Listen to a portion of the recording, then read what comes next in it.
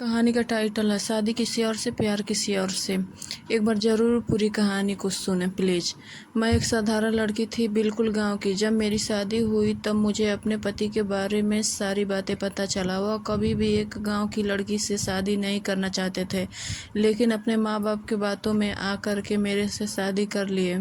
शादी के पहले मैं उनसे कभी बात तो नहीं की थी, लेकिन जो मेरी शादी लगाए थे, गांव में शादी विवाह कराने के लिए एक अगुआ होते हैं जो शादी की बातें बताते थे।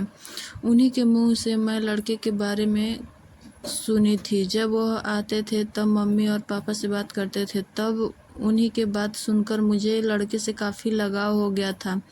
ससुराल आने के बाद मुझे पता चला कि लड़का किसी और से प्यार करता था और उसी से शादी करना चाहता था। मेरे से शादी अपने माँ बाप के कहने पर किया था। ये सभी बातें सुनकर मेरे तो पैरों तले जमीन खिसक गई। सभी बातें सुनकर खूब रोई और मैं अपने मायके फ़ोन की सारी बातें मैं अपने पापा से बोली तो पापा बोले धीरे धीरे सब ठीक हो जाएगा।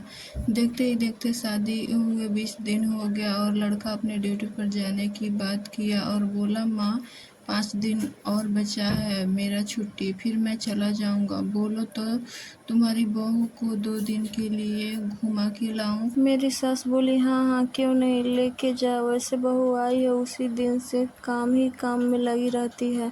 सभी बात सुनकर मैं मन ही मन खुशी हो रही थी कि बाहर से आवाज़ आया, चारुल तैयार हो जाओ, मैं तुम्हें घुमाने ले चल रहा हूँ। और हाँ, पैकिंग भी कर लेना।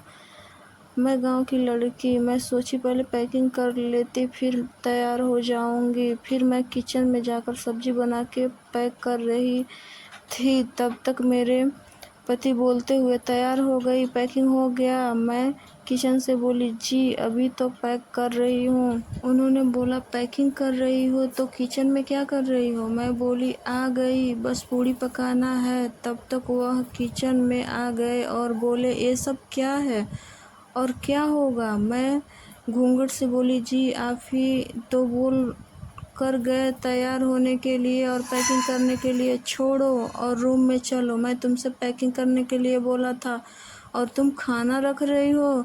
जी मुझे लगा पैकिंग का मतलब खाना पैक करना होता है, मुझे माफ़ कर दीजिए।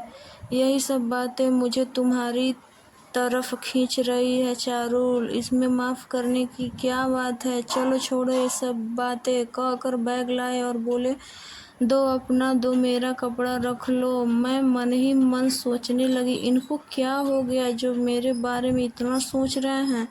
प्यार किसी और से, फिक्र किसी और का। मैं पूछने ही वाली थी तब तक सत्यम बोले क्या सोच रही हो, जल्दी करो लेट हो जाएंगे हम। इतना सुनते ही मैं उनका 2 कपड़ा बैग में रख दी और अपनी साड़ी उठा रही थी कि सत्तू बोले ये क्या रख रही हो, घर में भी साड़ी और उधर भी साड़ी, कोई अच्छा सा ड्रेस रख लो। जी मेरे मायके से बस साड़ी दिए हैं लोग, वैसे मम्मी जी बोली थी मेरे घर में साड़ी बस पहनना है, इसलिए मैं सूट नहीं ले आई। तब सत्तू बोले ठीक है बस मेरा कपड़ा रखो, चलो मैं तुम्हें शॉपिंग करा दे रहा हूँ। उसके बाद मैं भी तैयार हो गई, मम्मी के आशीर्वाद लेके निकल गए लोग। उसके बाद रास्ते में सत्तू मुझे शॉपिंग करा दिए।